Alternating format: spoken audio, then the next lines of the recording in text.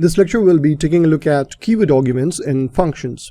So over here we have a main function which is having a function call to var arguments function, and there you'll notice a special thing that we have over here is double asterisk and then kwargs. Now kwargs is a convention of writing keyword arguments, so it's like keyword arguments short form kwargs, and you can name it anything you like, but it's just a convention which I'm following over here.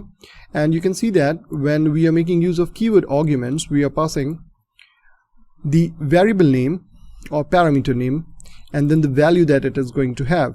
For instance, over here the variable fruit will have the value apple and the variable vegetable will have the value onion. Now this is basically a dictionary that we have over here.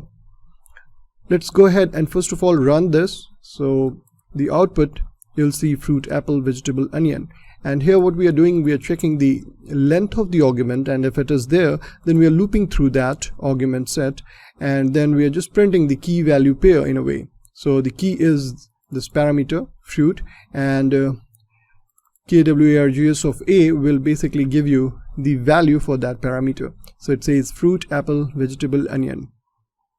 Now if I just take this out from here and let's make it a dictionary, so here I can go and say d is equal to dictionary, and inside this paste this, and then here to pass it as keyword argument I'll just say **d.